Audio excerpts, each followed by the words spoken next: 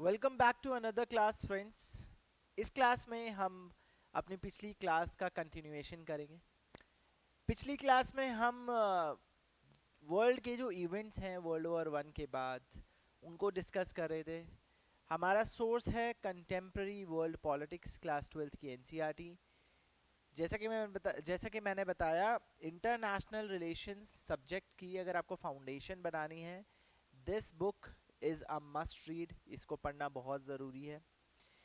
तो जैसे कल हम बातें कर रहे थे, मैं आपको एक क्रोनोलॉजी में इवेंट्स को बता रहा था, उसी को हम कंटिन्यू करेंगे।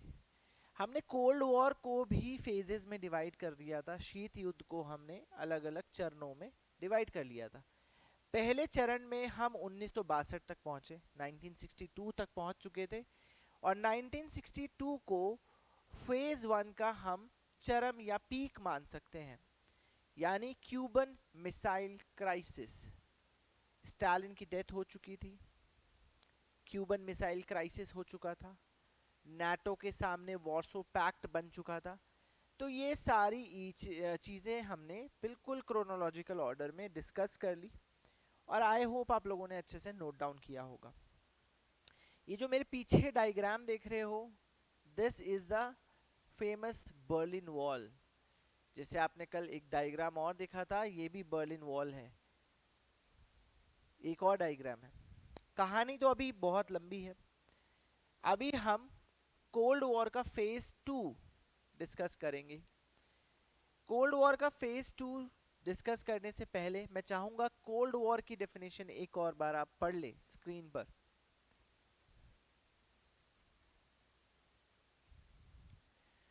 जैसा कि डेफिनेशन में लिखा है, कोल्ड वॉर 1947 से 1991 तक चली। इस टाइम पर लगातार पॉलिटिकल टेंशन देखने को मिली हमें,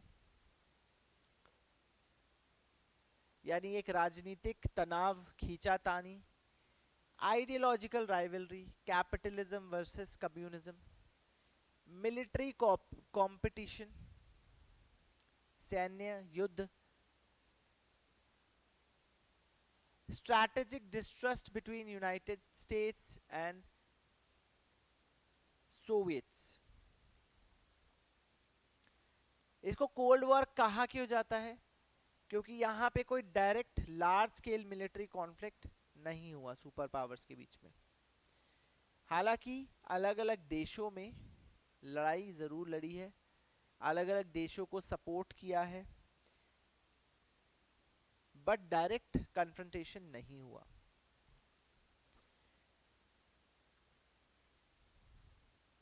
कोल्ड वॉर की डेफिनेशन के साथ साथ एक बार हम रीजंस पर भी नजर डाल लेते हैं। क्या वो रीजंस रहे जिनके वजह से कोल्ड वॉर शुरू हुआ? क्या वो रीजंस रहे क्या वो रीजंस रहे जिनके वजह से कोल्ड वॉर शुरू हुआ? सबसे पहले ideological conflict, capitalist versus communism. World war 2 के बाद एक पावर वैक्यूम क्रिएट हुआ। What is power vacuum?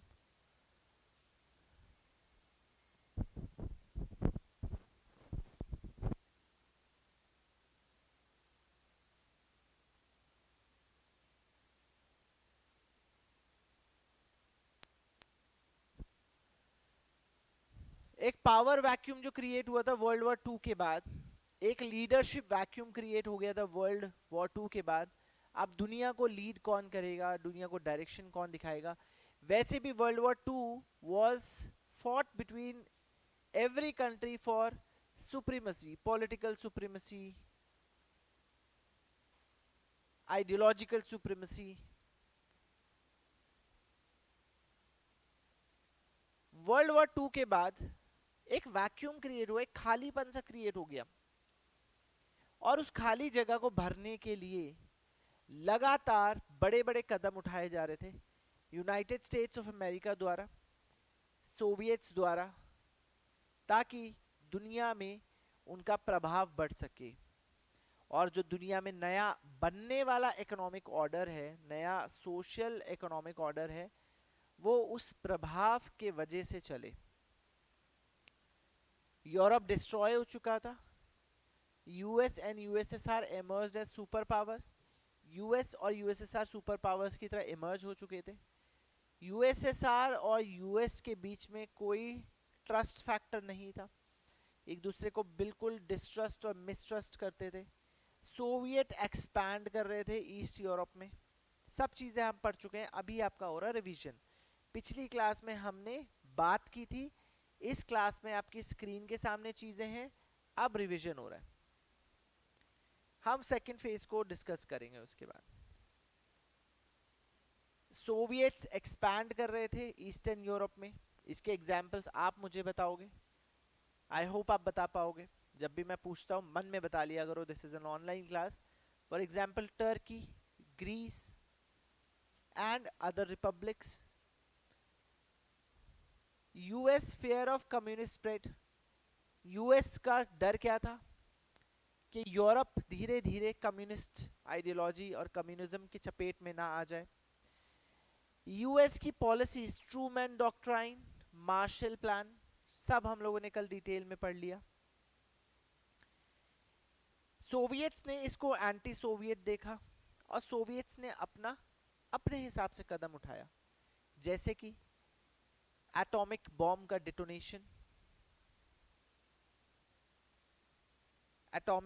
Detonation, Berlin wall का formation, space race, military race, ये सारे स्टेप्स लगातार सोवियत उठा रहा था। Nuclear rivalry, arms race, technological competition शुरू हो चुका था। की फीचर्स क्या थे? अब दुनिया जो था दो सेक्शंस में बट चुका था, इसलिए उसको वर्ल्ड को हम बोलते हैं bipolar world. US versus USSR, arms race, nuclear weapon develop किए जा रहे थे, आईसीबीएम्स डेवलप किए जा रहे थे। अगर आईसीबीएम्स का फुल फॉर्म नहीं पता, इंटर कॉन्टिनेंटल बैलिस्टिक मिसाइल्स, ऐसी बैलिस्टिक मिसाइल्स जो एक कॉन्टिनेंट से दूसरे कॉन्टिनेंट पर वार कर सकती हैं। स्पेस रेस स्टार्ट हो गई थी, जैसे Sputnik, Apollo missions. Sputnik Russia USSR का था एंड अपोलो मिशंस यूएसए के थे। मिलिट्री अलायंसेस बनने शुरू हो गए थे। नेटो का फॉर्मेशन कब हुआ था? 1949 में। Warsaw Pact 1955। सब चीजें हम डिस्कस कर चुके हैं। प्रॉक्सी वॉर स्टार्ट हो गई थी, कोरियन वॉर में हमने देखा नॉर्थ कोरिया को कौन सपोर्ट कर रहा था? North Korea was supported by Soviets and communist China. Vietnam के बारे में, अफगानिस्तान के बारे में हम पढ़ेंगे। क्यूबन मिसाइल क्राइसिस हम पढ़ चुके हैं, ठीक है। फिर एस्पियोनेज, जासूसी, ये जासूसी संस्थाओं के नाम है। CIA, United States of America की बहुत मशहूर जासूसी संस्था। केजीबी, सोवियट्स की जासूसी संस्था। प्रोपोगंडा बैटल्स भी चल रहे थे। प्रोपोगंडा बैटल्स मतलब एक विचार फैलाया जा रहा था। प्रोपोगंडा वो आइडिया होता है, वो फैक्ट होता है, वो इंफॉर्मेशन होती है जो लोगों को लगती है कि सच है, लेकिन वो सच नहीं होती। इतनी बार वो झूठ बोला जाता है, इतनी बार बोला जाता है कि सच और झूठ में फर्क करना मुश्किल हो जाता है। तो फर्स्ट फेज में हमने देखा बर्लिन ब्लॉकेड, यूएस का एयरलिफ्ट देखा बर्लिन ब्लॉकेड के जवाब में। 1953 तक कोरियन वॉर चला। इसी टाइम पर स्टालिन की डेथ भी हो गई थी, कोरियन वॉर के एंड तक। Cuban missile crisis, first phase में पीक टेंशन यूएसएसआर और यूएसए के बीच में, उसका सिंबल है क्यूबन मिसाइल क्राइसिस 1962। अब हम बढ़ते हैं second phase of cold war. Second phase of cold war को हम 1962 से शुरू मानते हैं और 1979 तक चला।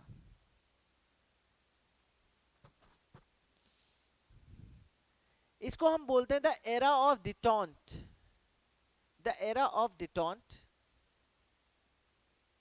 डिटॉन्ट का मतलब है easing tensions, easing tensions. Used, ये वर्ड यूज होता है स्पेसिफिकली कंट्रीज के कंटेक्स्ट में। कंट्रीज के कंटेक्स्ट में जब दो देशों के बीच जो तनाव है वो कम होता है तो दैट इज कॉल्ड डिटॉन्ट। तो ये जो फेज है इसको डिटॉन्ट फेज भी कहते हैं। यहां पर आर्म्स रेस को खत्म करने के बारे में बातें स्टार्ट हो चुकी थी कि आर्म्स रेस को अब खत्म किया जाए, धीरे धीरे लिमिटेशंस लगाई जाए। ठीक है, तो सॉल्ट 1 एंड सॉल्ट 2 ट्रीटीज हम यहां पढ़ेंगे, हेल्सिंकी अकॉर्ड्स यहां पे पढ़ेंगे, और डिटॉन्टी का मतलब मैंने आपको बताया रिलैक्सेशन ऑफ टेंशंस।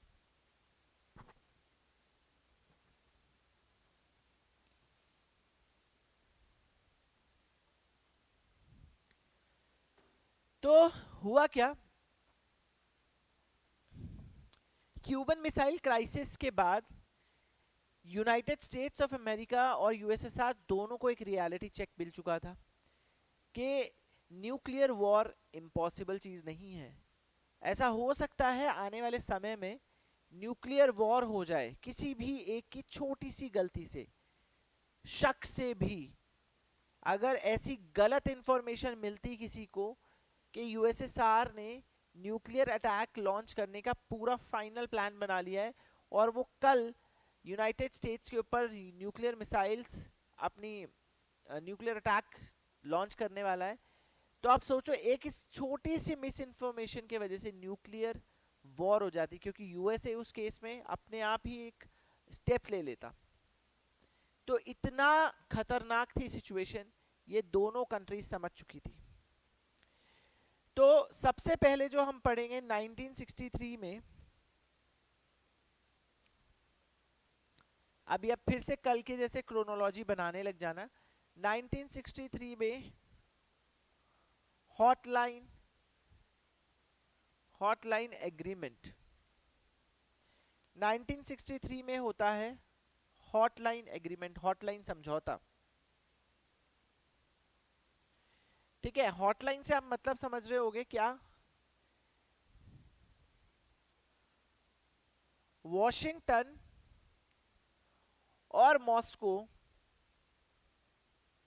के बीच एक सीधा संपर्क बना दिया गया, एक सीधा कनेक्शन बना दिया गया। अभी जो मैंने मिस इन्फॉर्मेशन वाला जो आपको यहाँ पर एग्जाम्पल दिया वो यहाँ पे बहुत ज़्यादा फिट बैठता है, क्योंकि न्यूक्लियर वॉर, न्यूक्लियर वेपन वाली ये दो सुपर पावर्स, अगर इनके बीच में थोड़ी सी भी मिस इन्फॉर्मेशन रही, मिसट्रस्ट रहा या गलत इन्फॉर्मेशन रही तो क्या हो सकता है वो मैंने आपको इमेजिन करवा दिया।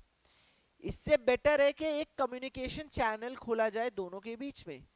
वार्तालाप बहुत जरूरी होती है, क्योंकि वो दुश्मन ठीक लगता है जिससे हमारी बातचीत लगातार हो रही है, वो दुश्मन फिर भी उतना खतरनाक नहीं होता, लेकिन वो दुश्मन ज्यादा खतरनाक होता है जहां पर कम्युनिकेशन बिल्कुल बंद है। तब क्या होता है, कई बार मिस इन्फॉर्मेशन, गलत जानकारियां जो हैं वो बहुत गलत चीजें करा देती है। तो एक हॉटलाइन एस्टैब्लिश हुई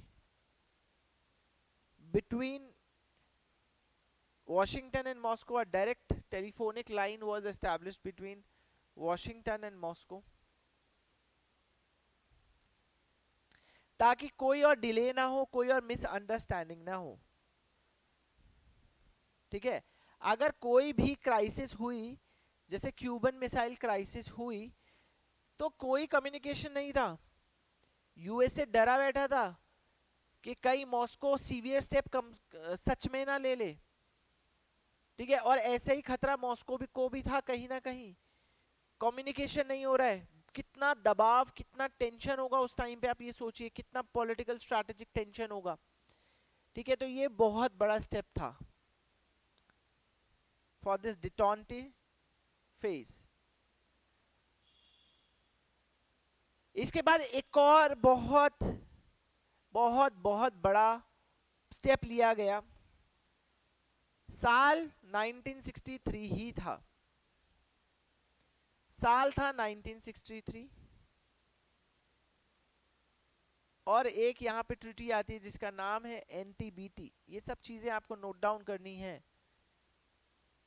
एनटीबीटी, न्यूक्लियर टेस्ट बैन ट्रिटी।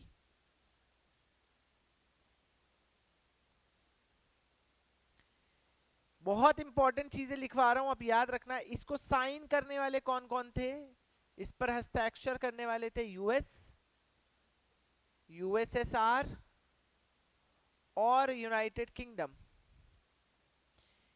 इस टेस्ट के, इस ट्रीटी के तहत, इस ट्रीटी के तहत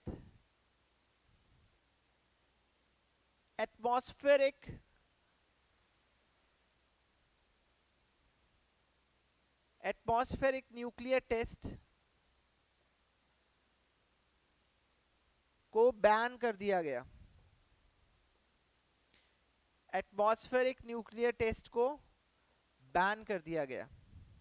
सब चीजें नोट डाउन कीजिए।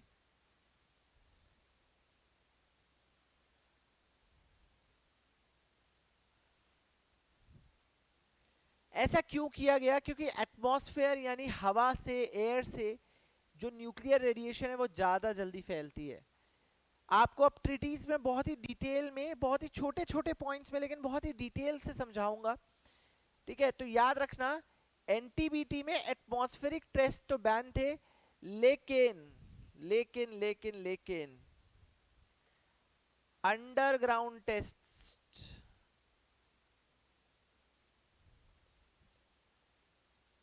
अंडरग्राउंड टेस्ट अलाउड थे। बहुत इंपॉर्टेंट इंफॉर्मेशन है। कोल्ड वॉर के बाद पहली बार कोई रियल आर्म्स कंट्रोल एग्रीमेंट हुआ था। ये हथियारों का जो रेस लगी थी उसको रोकने के लिए पहला ऐसा समझौता हुआ था कोल्ड वॉर पीरियड में।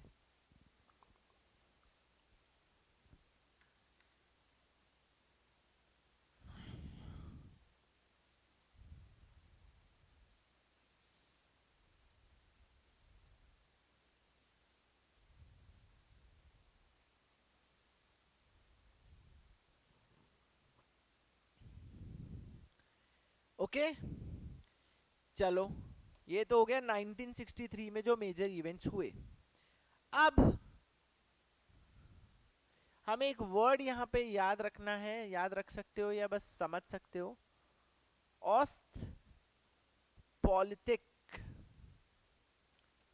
ऑस्टपॉलिटिक 1969, ये लिखिए, ऑस्टपॉलिटिक 1969, which translates to New Eastern Policy, यानी नई पूर्वी नीति।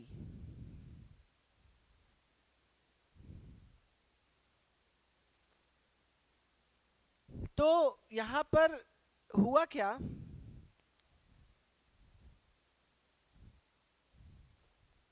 ये नोट कर लिया आप सबने? Ostpolitik 1969, new eastern policy. West Germany के जो चांसलर थे विली ब्रांट, उनका नाम था विली ब्रांट, उन्होंने डिसाइड किया कि अब जो सबसे बड़ा मुद्दा है कोल्ड वॉर का, ईस्ट यूरोप और यूएसएसआर के बीच में, उनकी थोड़ी टेंशन्स कम करना शुरू करते हैं। ठीक है? तो मैंने बताया बर्लिन वॉल क्रिएट होने की वजह से जो जर्मनी था वो तो दो हिस्सों में बट गया था। ये हो गया वेस्ट जर्मनी और ये हो गया ईस्ट जर्मनी।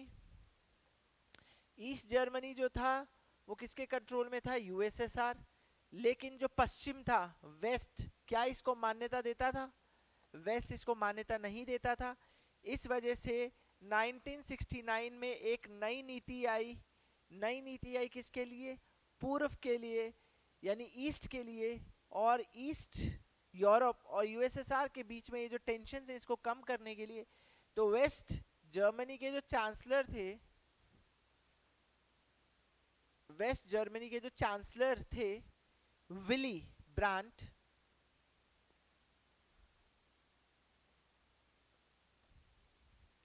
वेस्ट जर्मनी के जो चांसलर थे विली ब्रांट, उन्होंने एक इनिशिएटिव लिया कि यूएसएसआर और जो ईस्ट यूरोप है उनके बीच में टेंशन्स कम हो सके। तो यहाँ पे याद रखना सेकंड फेज में क्या हो रहा है, लगातार जो टेंशन्स है, लगातार जो पॉलिटिकल स्ट्रैटेजिक टेंशन्स हैं उनको कम करने के लिए स्टेप्स लिए जा रहे हैं। ठीक है, तो उन्होंने क्या क्या एक्सेप्ट किया? दो इंपॉर्टेंट चीज एक्सेप्ट की। सबसे पहले जो वेस्ट रिकॉग्नाइज नहीं करता था ईस्ट जर्मनी का एग्जिस्टेंस, उसको एक्सेप्ट किया। विली ब्रांट जो कि वेस्ट जर्मनी के चांसलर थे, उन्होंने ईस्ट जर्मनी का अस्तित्व एक्सेप्ट कर लिया। ठीक है, दूसरी चीज जो उन्होंने एक्सेप्ट की वो कि वर्ल्ड वॉर टू के बाद, वर्ल्ड वॉर टू के बाद के बॉर्डर्स, वर्ल्ड वॉर टू के बाद के बॉर्डर्स एक्सेप्ट किए।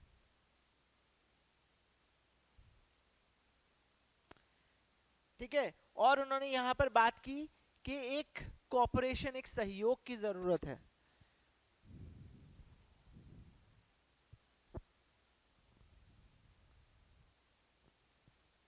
ठीक है, इसके वजह से जो एकदम स्ट्रिक्ट डिवीजन हो गया था ना यूरोप का, कम्युनिस्ट एक तरफ, कैपिटलिस्ट एक तरफ, उसमें थोड़ी आसानी आई।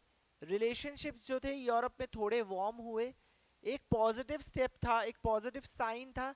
ऐसा लग रहा था कि अब शीत युद्ध खत्म हो रहा है, अब कोल्ड वॉर खत्म हो रहा है, अब ऐसा कुछ नहीं होगा। यूएस और यूएसएसआर आमने सामने आके नहीं खड़े होंगे, दोनों तरफ से स्टेप्स लिए जाएंगे, कॉपरेशन होगा, सहयोग होगा, और यूरोप जो है वो चैन की सांस लेगा। लेकिन यूरोप के सामने अभी भी काफी चुनौतियां बाकी थी। ठीक है, तो याद रखो, ये चीजें नोट डाउन करो सबसे पहले फटाफट।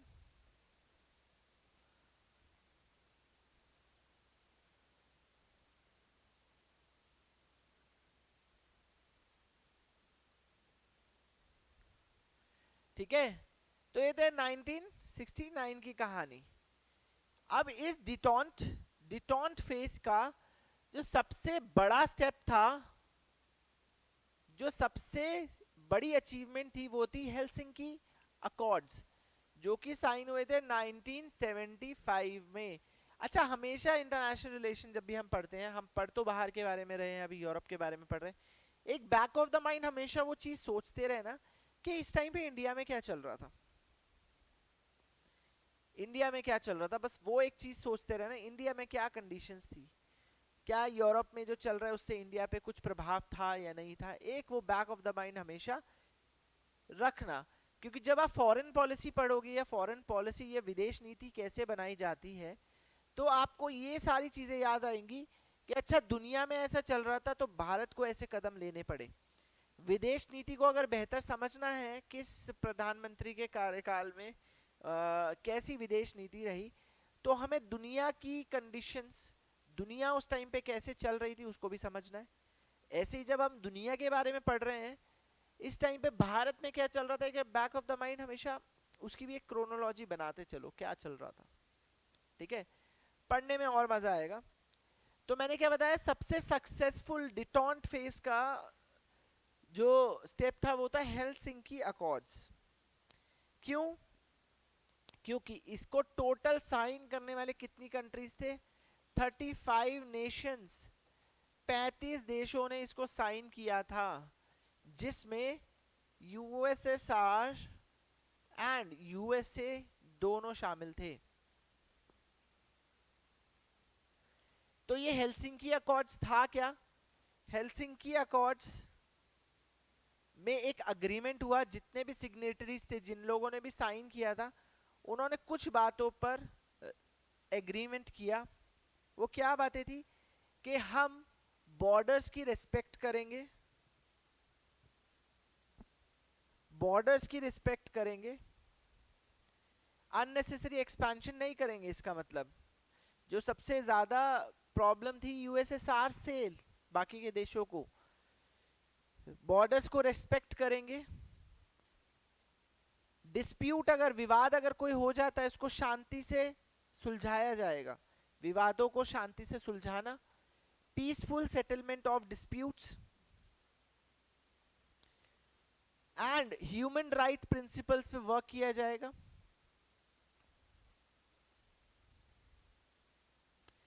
क्योंकि यूरोप को एक यूनिट की तरह यूनिटी में प्रोजेक्ट करना था, इस वजह से सोशल और कल्चरल एक्सचेंजेस, सांस्कृतिक और सामाजिक एक्सचेंज, कनेक्शंस, उसको बढ़ाने के बारे में बात हुई यहां पर।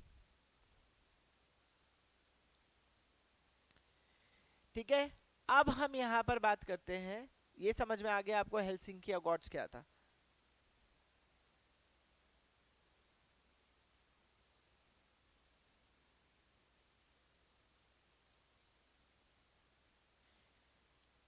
ठीक है, अब थोड़ा सा ध्यान हम डालते हैं सॉल्ट वन के ऊपर और सॉल्ट टू के ऊपर बात करेंगे।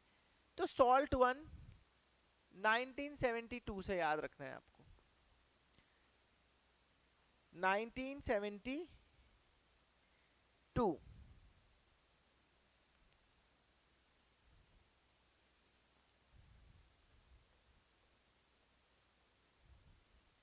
सोवियत के लीडर थे ब्रेजनेव, यूएस के प्रेसिडेंट थे निक्सन। इस टाइम पे निक्सन और सोवियत लीडर ब्रेजनेव मिलते हैं और वो साइन करते हैं सॉल्ट वन के तहत दो एग्रीमेंट्स। पहले का नाम है एबीएम ट्रीटी, एबीएम ट्रीटी, और दूसरा है इंटरिम एग्रीमेंट,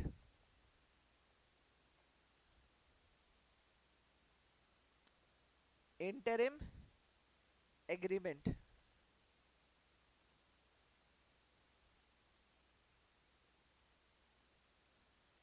पर्पस क्या था सॉल्ट वन का? पर्पस क्या था? जो unlimited nuclear proliferation, nuclear growth हो रही थी, उसको रोकना। ठीक है, तो इस वजह से एक तो anti ballistic missile treaty, anti ballistic missile treaty sign की गई। एंटी बैलिस्टिक मिसाइल ट्रीटी में क्या था? बैलिस्टिक मिसाइल का डेवलपमेंट बिल्कुल बंद करना नहीं था, वरना आज के टाइम पे बैलिस्टिक मिसाइल्स आपको दिख नहीं रही होती। ठीक है, इसका क्या था? लिमिट। सॉल्ट वन हमेशा याद रखना, salt one was all about limits.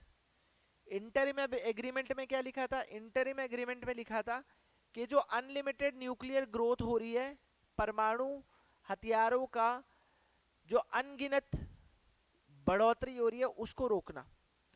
तो सॉल्ट वन किसके बारे में था? लिमिट्स के बारे में। ठीक है, SALT two agreement, SALT two agreement 1979, वो सॉल्ट वन का अपग्रेड है। तो ये भी किसके बारे में था? लिमिट। ठीक है, इनमें हमने जैसे कि हमने वहां पर बैलिस्टिक मिसाइल्स के बारे में बात किया, यहां पर ओवरऑल स्ट्रैटेजिक वेपन्स के बारे में बात किया।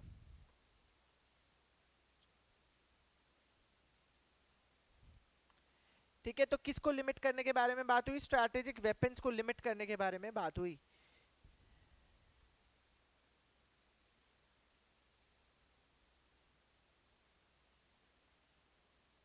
ठीक है, तो दोनों जो लीडर्स थे उन्होंने साइन किया सॉल्ट 2 भी साइन किया, दोनों लीडर्स ने सॉल्ट 2 भी साइन किया, यूएस ने और यूएसएसआर ने। बट यहां पर एक ट्विस्ट, क्या था वो ट्विस्ट, कि यूएसएसआर ने अफगानिस्तान में इन्वेड किया 1979 में, इसी साल यूएसएसआर कहां घुस जाता है, अफगानिस्तान में। और ये रीजन बना, यूएस ने इस ट्रीटी को रैटिफाई नहीं किया।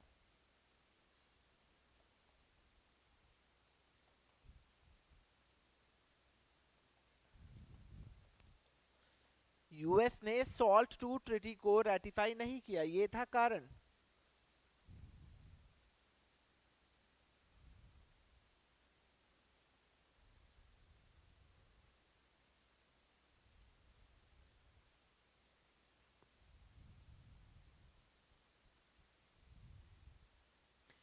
ठीक है, तो 1970s का ये पूरा दौर था, 1970 से लेकर 1979, ये वाला जो पूरा पार्ट चल रहा है 70s का, इसमें ओवरऑल सिचुएशन क्या थी मैं बताता हूँ।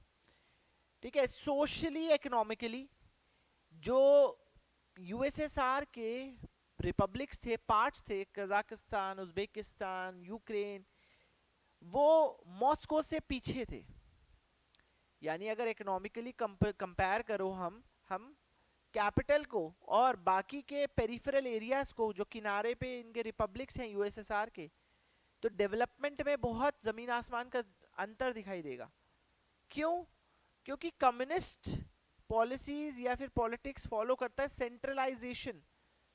ठीक है, all the power was centralised, केंद्रीकरण हो रखा था शक्ति का पूरा मॉस्को में, जिसके वजह से ये जो यूनिट्स थी ये डेवलप नहीं कर पा रही थी। और उसके साथ ही साथ Moscow wanted to expand further, Moscow और ज्यादा एक्सपैंड होने वाला था। सेंट्रल एशिया के ही डायरेक्ट कांटेक्ट में आता है अफगानिस्तान, तो वो अपने बॉर्डर्स जो थे उसको रेस्पेक्ट नहीं कर रहा था। और ऐसा लिखा हुआ था, अभी किसमें हमने साइन किया था, हेलसिंकी एग्रीमेंट, हेलसिंकी अकॉर्ड्स, अभी हमने पढ़ा। तो इस टाइम पे यूएस क्या कर रहा है, आपने सोचा नहीं यूएस के स्टेप्स क्या क्या हैं। तो यूएस यहां पर 2 विजिट्स करते हैं, निक्सन, प्रेसिडेंट निक्सन 2 देशों में जाते हैं, हिस्टोरिक विजिट्स।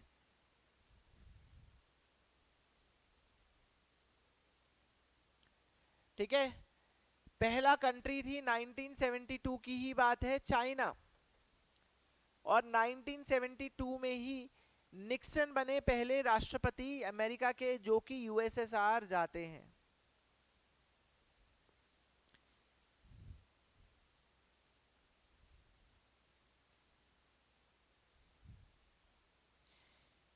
ठीक है, अब निक्सन यानी यूएस से चाइना के डायरेक्ट कनेक्शन में था, जिसके वजह से यूएसएसआर की एक जो बैलेंस था, जो पॉलिसी थी, बैलेंस ऑफ पावर, वो थोड़ा शिफ्ट हो गया। एंड यूएस और चाइना का एक डायरेक्ट लिंक बनता हुआ दिखाई दिया। तो यूएस क्या कर रहा था इस टाइम पर, US was using China, China का इस्तेमाल किया जा रहा था यूएसएसआर को बैलेंस करने के लिए। ठीक है, फिर एक रेसिप्रोकल इफेक्ट के साथ साथ 1973 में जो यूएसएसआर के लीडर है ब्रेजनेव,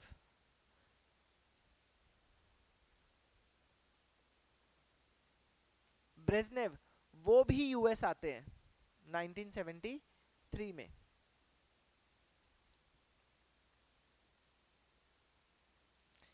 यहां पर पहली बार ऐसा हो रहा था कि 2 महाशक्तियां, दुनिया की 2 महाशक्तियां किस बारे में बात कर रही हैं मिलकर, ट्रेड, पीस, प्रोस्पेरिटी, टेक्नोलॉजी।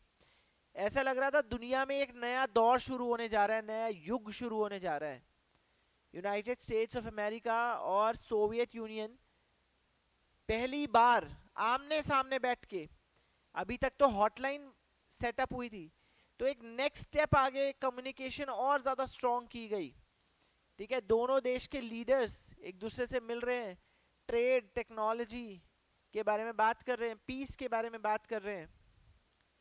तो ये सारी चीजें चल रही थी।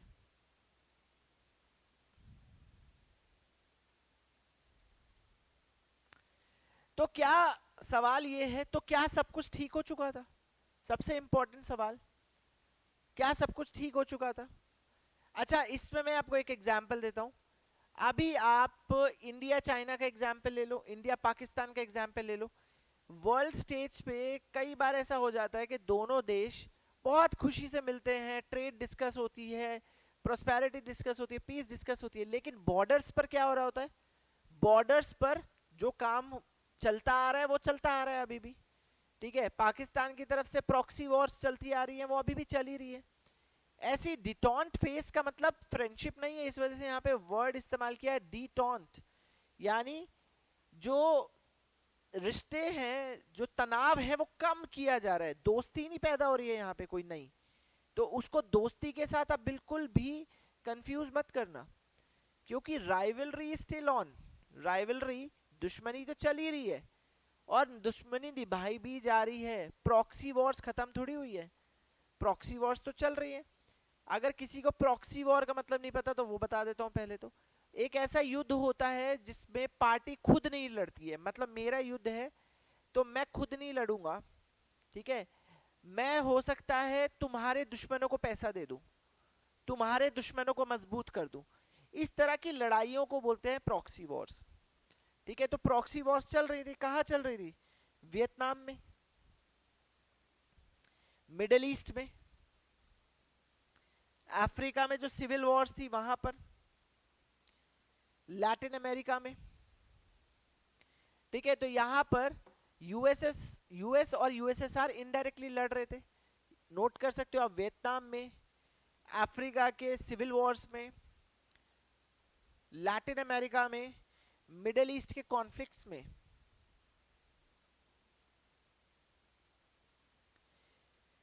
धीरे धीरे धीरे धीरे जो सोशलिस्ट रिजाइम्स, यानी कुछ देश ऐसे भी थे जो समाजवाद की तरफ बढ़ रहे थे, उन देशों को कौन सपोर्ट करता है? उन देशों को सपोर्ट करता है USSR. For example Angola, Mozambique, Ethiopia, South Yemen, उनको सपोर्ट करता है यूएसएसआर। और यूएसए इस चीज को किस दृष्टि से देखता है, किस नजर से देखता है? एक्सपेंशन। यूएसए को लगातार दिख रहा है कि कम्युनिज्म बढ़ता जा रहा है। सबसे पहले चाइना, इतना बड़ा कंट्री, कम्युनिस्ट हो गया। उसके बाद अफ्रीकन कंट्रीज सोशलिस्ट मॉडल उठा रहे हैं। तो यूएसए को लग रहा था कि कम्युनिज्म तो फैल रहा है, और आपको पता है US will do anything to stop communism. Communist model को, कम्युनिस्ट एजेंडा को रोकने के लिए यूनाइटेड स्टेट्स ऑफ अमेरिका कुछ भी करेगा।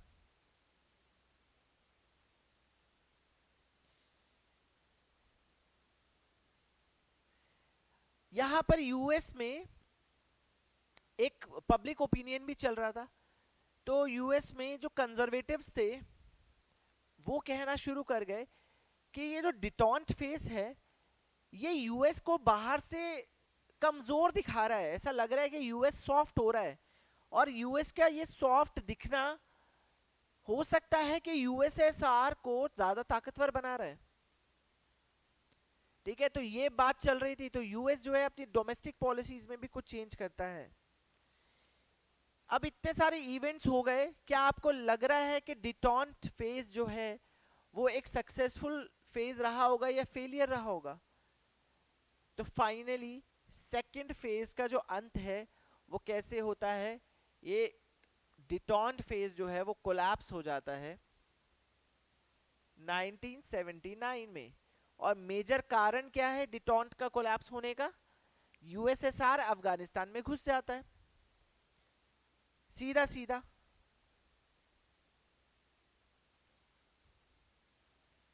ठीक है, दूसरी चीज, मिडिल ईस्ट में क्या होता है? बड़े बड़े इवेंट्स हो रहे हैं यहां पर। मिडिल ईस्ट में क्या हो रहा है? अब मैं वही बता रहा हूं, पूरी मिडिल ईस्ट की कहानी सुना रखी है मैंने ऐसे यूट्यूब वीडियो में। यूट्यूब में जाके सर्च करना मिडिल ईस्ट क्राइसिस। जो आज तक पैलेस्टीन, ईरान, इराक, इन देशों के मुद्दे अगर हमें नहीं समझ में आते हैं, हम करंट अफेयर्स में, न्यूज़पेपर्स में पढ़ते हैं, अगर आपको समझने हैं तो आप उसको यूट्यूब पर सर्च करके मेरी वीडियो देख सकते हो। तो 1979 में ईरान में रेवोल्यूशन हो गया, ईरानियन रेवोल्यूशन।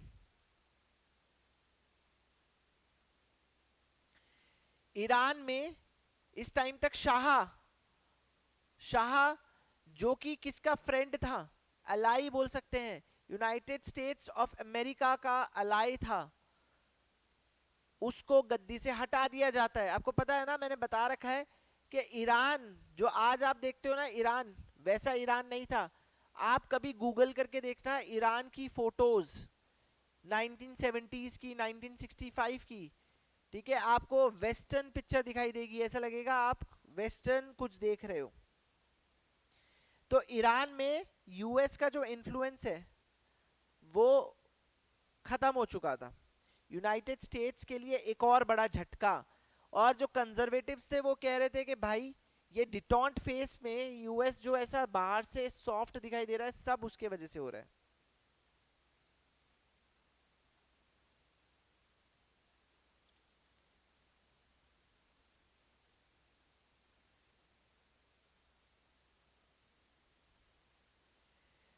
और 1979 में निकारागुआ में कम्युनिस्ट सांडिनिस्तास,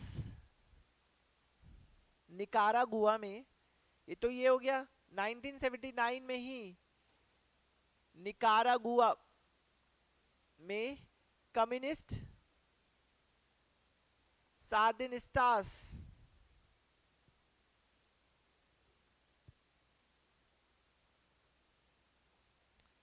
कम्युनिस्ट सांडिनिस्तास जो है वो पावर ले लेते हैं। अब यूएस को साफ साफ अपनी आंखों के सामने दिख रहा है कम्युनिज्म बड़ा होता हुआ, अफगानिस्तान, ईरान, निकारागुआ।